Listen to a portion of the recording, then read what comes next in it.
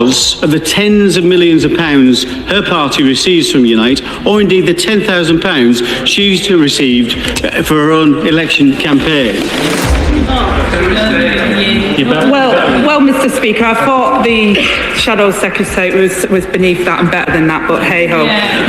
Look, this is a local dispute, and it's right that the negotiations are led locally, Mr. Speaker. Remember Angela Rayner, the unbreakable voice of the working class, the Labour Party's fearless champion? Think again, because today, in a blistering showdown on the Parliament floor, Kevin Hollinrake just detonated a political bomb, and Rayner's armor shattered. One interview, one damning revelation, and suddenly, the woman who built her brand on authenticity is caught in a web of contradictions she never saw coming. Did she mislead? Did she miscalculate? Or is this the moment Labour's rising stars becomes its biggest liability? With the mics live, the clock's ticking, and the public, they're watching. This isn't just a scandal, it's a reckoning, and by the time the dust settles, nothing about Angela Rayner will look the same.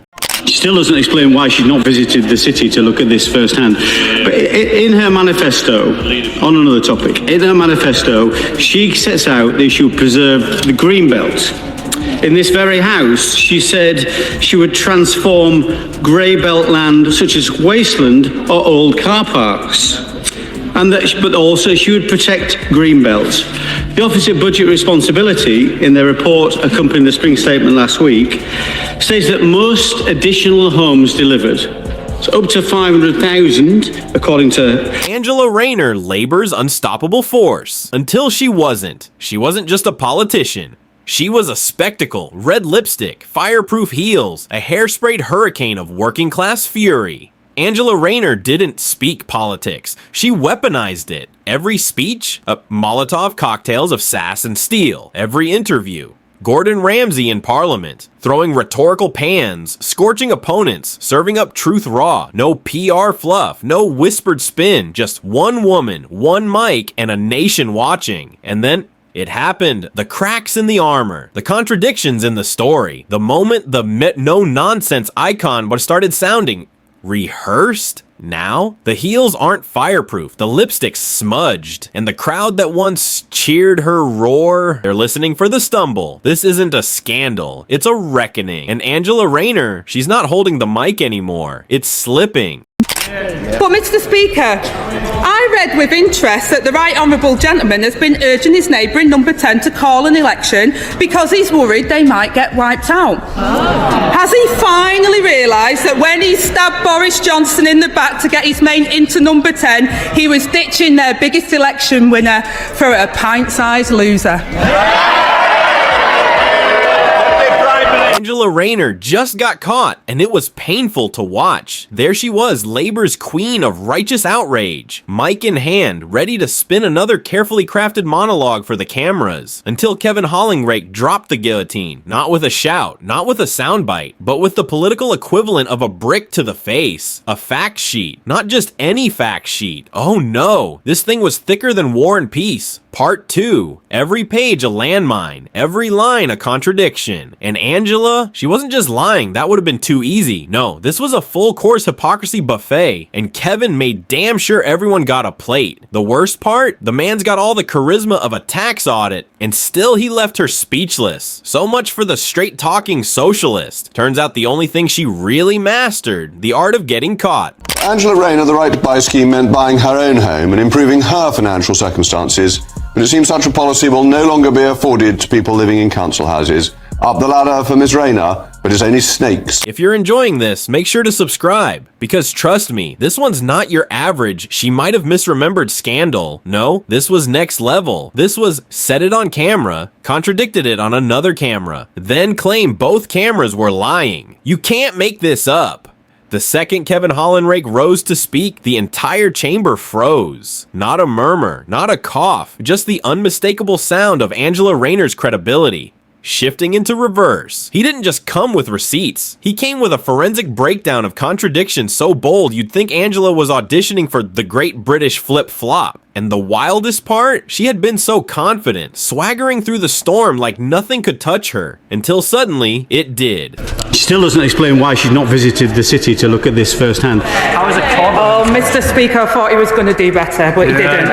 The minister was in Birmingham on Thursday. I'm always happy to visit Birmingham. It's a great city, and it's always been a fantastic place. And I've probably been there more times than the honourable member has, actually. The Reckoning, a non-political thriller style. She strode into Parliament like a queen defending her castle, shoulders back, gaze unflinching. But her drawbridge built on tweets. Her moat. A stagnant pool of recycled speeches. And then Kevin. No grand theatrics, no explosive outrage, just cold, surgical precision. The political undertaker holding the autopsy report of her career. Working class hero. His words slit through the chamber. Truth teller, keeper of Labour's flame. A pause. Funny. Looks like duct tape and hope from here. Her pulse spiked. The facade cracked. Just for a second. She rallied, of course. The hand gestures.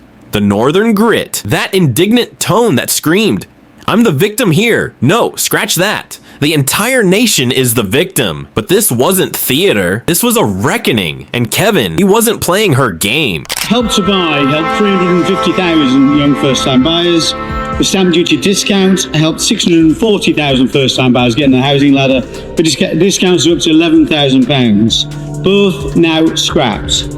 Is the Secretary of State pulling up the housing ladder behind her? Suddenly, the room falls dead silent, like someone just hit the mute button on the Wi-Fi. It's that kind of quiet, and that's when it hits. The best part, those lies, they weren't even well crafted. This wasn't Machiavellian-level deception. No, this was a series of clumsy, contradiction-filled blunders, the kind you'd expect from someone who thought no one would bother checking the tape. Angela Rayner seriously underestimated two things: the sheer power of Google and Kevin Hollinrake, armed with nothing but a notepad. And when Kevin laid it all out, statements versus actions, promises versus behavior, the reaction in Parliament was instant. You could feel the moral authority draining from her side of the chamber faster than taxpayer money at a government retreat. Her defenders, some stared at their shoes, others up at the ceiling. A few frantically rehearsed how to change the subject without looking guilty. And Rayner? Oh, she tried to spin it desperately, but it was too late. Speaker, it's staggering that the Shadow Secretary of State says that after so many people now can't get housing because of his government failed to meet their housing targets. We will have a mortgage guarantee scheme. We will build 1.5 million homes so that young people and people can get the houses they deserve. Well, try again. The manifesto promised to preserve the green belt. And then grey belt came along, which is supposed to be a few garage forecourts. Now, within minutes, Twitter erupted into a digital coliseum. Memes started circulating faster than Angela Rayner could leave the chamber. One had her photo with the caption, "Well, when you forget what you said last Tuesday." Another read, "Angela Rayner, strong opinions, weak memory." But the real sting came next. Labor supporters began asking, wait, did she really say that? And that right there was the real damage, not just to Angela's reputation, but to Labor's entire shaky, contradictory narrative. Because here's the truth, claiming to be for the people while secretly engaging in backroom politics, it doesn't sit well with, well, actual people. The same woman who built her brand on tearing down elites now looked uncomfortably close to the very elites she'd once railed against. But Kevin, he didn't just expose the hypocrisy, he did it with the calm, collected confidence of a man holding a full house, while his opponent was bluffing with a deck of Uno cards. No shouting, no smugness, just pure clinical dismantling. Angela Rayner flailed, Kevin Hollinrake fact-checked. It was like watching someone try to debate a spreadsheet and losing miserably. agree everyone should be treated equally and be seen to treated equally before the law, including planning laws. Stay. Oh, Mr. Speaker, I don't know where he's going with this, but yes, I think people should be treated equally. Bad one. Great. Why then is it that the Secretary of State, the Foreign Secretary, the Home Secretary, and the Prime Minister have all intervened in the planning application for the Chinese super embassy, overriding the wishes and concerns of local residents, the local planning authority, the Metropolitan Police and security services, and indeed, most likely, the incoming US President. So stay. Even Rayner's allies were forced to perform Olympic-level gymnastics to defend her. Some went down the Everyone makes mistakes, says Root, but let's be clear, this wasn't a typo on a campaign poster. Others tried to blame it on miscommunication, but the evidence was clearer than daylight on a July morning. A few brave souls attempted to accuse Hollinrake of playing dirty politics, until someone reminded them that quoting someone's actual words isn't exactly underhanded. It's just inconvenient when your pants are already on fire. And then, of course, came the Labour Party's official response, which sounded suspiciously like your phone's voicemail when it knows it's lost service. Vague support, no denials, just a lot of DWAS moving forward, remaining focused on real issues. Translation, they were praying this scandal had the attention span of a TikTok viewer. As for Angela herself, oh, she's still insisting the truth was twisted. What you saw with your own eyes, not real. Her words, taken out of context, misrepresented. And then she spun her usual political Houdini routine. But here's the problem. Hollinrake didn't bring rumors to the table. He brought receipts. He wasn't waving around anonymous sources or third-party gossip. He came with cold, hard facts. Things you can't spin away. And he talked about impact on local services. We are working with councils to inject the money and resources so that they can deliver for local people. It's his government that brought them to the brink. He talked about housing targets. I can't believe, Madam Deputy Speaker, he wants to talk about housing targets because his government failed to meet their housing targets every single year and has left us with a housing crisis. The former minister should be apologising for his government's record. He wasn't just speaking, he was showing primary source footage. And it's hard to argue with the sound of your own voice betraying everything you've been preaching. The irony? Almost poetic. Angela Rayner, the queen of calling out shady deals, is now stuck trying to explain her own. The woman who tore into her opponents for lying is now caught in a web of contradictions spun by her own tongue. It's like finding out your local fire chief moonlights as an arsonist. It's not just disappointing, it's downright insulting. Now let's talk about the long-term fallout, shall we? First, credibility, gone. Shattered like a pint glass at closing time. Every time Angela opens her mouth now, the question isn't what will she say, but how long until someone finds the next contradiction. Her reputation as the no-nonsense truth-teller has been torched. And the ashes. Oh, they're trending. Second, the Labour Party, officially in full damage control mode. You can practically hear the PR machines whirring in the background. Crisis meetings, soft rebrands, quiet vacations from public appearances. Anything to buy time until the next scandal shoves this one out of the headlines. And third, Kevin Hollinrake. Police have now launched a formal investigation into the Deputy Labour leader Angela Rayner over the sale of her council house. The new investigation comes after Conservative MP James Daly reported the Labour MP to Greater Manchester Police. It's understood he made them aware of claims by neighbours that contradicted Ms Rayner's statement that a property separate from her husband's home was in fact her main residency. She's also been accused of avoiding capital gains tax on that property.